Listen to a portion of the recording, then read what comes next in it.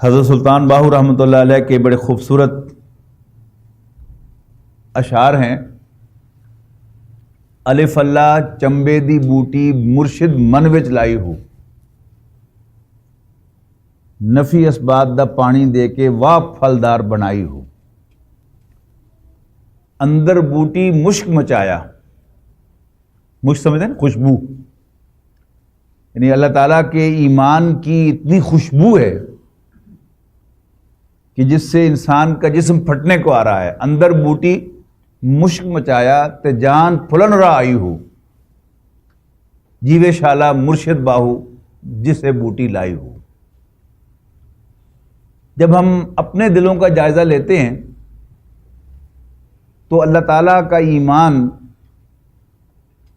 ہمیں کوئی خوشبودار محسوس نہیں ہوتا، بلکہ ایک برڈن سا محسوس ہوتا ہے کہ جو ہم پر پابندیاں لگاتا ہے، روک ٹوک کرتا ہے، ہماری آزادی میں مخل ہوتا ہے، اس لیے کہ ہم آزاد شہری ہیں. لیکن اگر اللہ تعالیٰ کا ایمان صحیح معنوں میں انسان کے دل میں جاگزیں ہو جائے، دل میں جا کر جم جائے، تو وہ واقعتاً آپ کو یہ خوشبو جو ہے وہ عطا فرمائے گا. اللہ تعالیٰ کی بہت سی حیثیتیں ہیں، 99 اس کے نام ہیں، اور وہ 99 نام جو ہیں وہ صفاتی نام ہیں اکثر و بیشتر. اللہ تعالیٰ کی مختلف شانوں کو ظاہر کرتے ہیں، اللہ تعالیٰ کی مختلف صفات کو ظاہر کرتے ہیں. اگر میں آپ حضرات کا ایک انٹرویو لوں اور آپ سے پوچھوں کہ آپ کو اللہ تعالیٰ کی کون سی حیثیت، اس کی کون سی خوبی، اس کی کون سی صفت، اس کی کون سی شان بہت زیادہ امپریس کرتی ہے، تو شاید اکثر و بیشتر لوگ جو ہیں وہ اللہ تعالیٰ کے رحمان و رحیم ہونے کو اور غفور الرحیم ہونے کو اون کریں گے کہ اللہ تعالیٰ کا سب سے خوبصورت جو فیس ہے یا اس کا جو بہت خوبصورت پہلو ہے وہ یہ ہے کہ وہ بڑا مہربان ہے، نہایت رحم کرنے والا ہے. لیکن ایک سوال یہ ہے کہ قرآن مجید نے، اسلام نے، نبی اکرم صلی اللہ علیہ وسلم نے اللہ تعالیٰ کو کس حیثیت سے متعارف کروایا. یہ بات ذہن میں رکھیے گا کہ اللہ تعالیٰ عربوں کے لیے کوئی نیا نہیں تھا،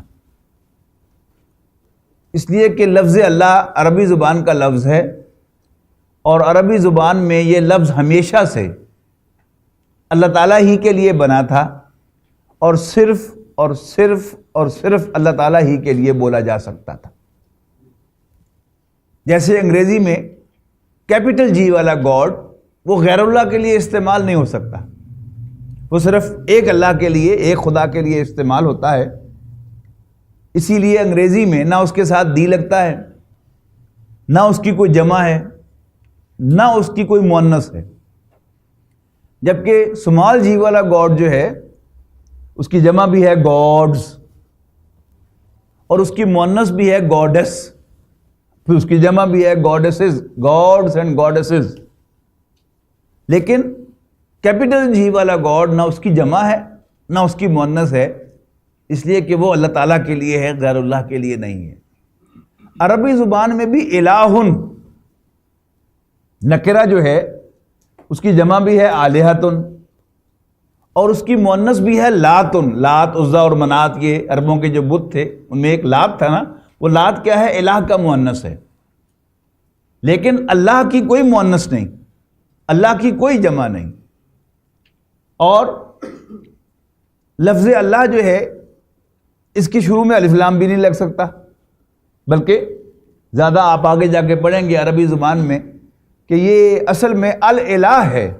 جیسے انگریزی میں دی گاڈ کوئی لفظ نہیں ہے، اس کی بجائے گاڈ ود کیپٹل جی ہے، اسی طرح عربی زبان میں الالہ کوئی لفظ نہیں ہے، بلکہ اس کی بجائے کیا ہے؟ اللہ. یعنی رائٹنگ میں اگر آپ دیکھیں تو المتقین کیسے لکھا جاتا ہے؟ حمزہ، لام اور پھر متقین. لیکن جب آپ للمتقین لکھتے ہیں تو وہ شروع کا حمزہ جو ہے وہ غائب ہو جاتا ہے، لام لام سے مل جاتی ہے تو للمتقین لکھا جاتا ہے۔ اسی طرح للہ، اللہ کے شروع میں تو حمزہ آتا ہے لیکن للہ میں حمزہ غائب ہو جاتا ہے، تو اس سے جو جو زبان ہیں، ماہرین عربی زبان کے، وہ یہ انفر کرتے ہیں کہ یہ اصل میں اللہ جو ہے اس کے شروع میں الف لام ہے، وہ دی کا پیرلل ہوتا ہے، تو یہ اس کے شروع میں ہے۔ تو یہ ایک عربی زبان کی بحث ہے، اس کو ایک طرف رکھیے۔ اب ذرا قرآن مجید میں سے ہم یہ جائزہ لیتے ہیں کہ عرب اللہ تعالیٰ کو کتنا جانتے تھے۔ یعنی عام ہماری ازمپشن یہ ہے کہ عرب شاید اللہ کی ذات کے منکر تھے، اور نبی اکرم صلی اللہ علیہ وسلم نے آ کر انہیں اللہ تعالیٰ کا تعارف کروایا۔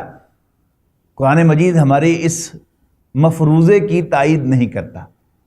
قرآن مجید میں ایک سے زائد مرتبہ فرمایا کہ لَإِن سَأَلْتُم مَّن خَلَقَ السَّمَاوَاتِ وَالْأَرْضِ، یقیناً اگر تم ان سے پوچھو کہ آسمانوں اور زمین کو کس نے پیدا کیا، لَيَقُولُنَّ اللَّهُ، تو لازماً کہیں گے کہ اللہ تعالیٰ ہی نے پیدا کیا، تاکید کے ساتھ۔ پھر مزید غور سے آپ دیکھیں تو سورہ عنکبوت میں پوچھا کہ ان سے پوچھو بارشیں کون برساتا ہے، تو کہیں گے اللہ برساتا ہے۔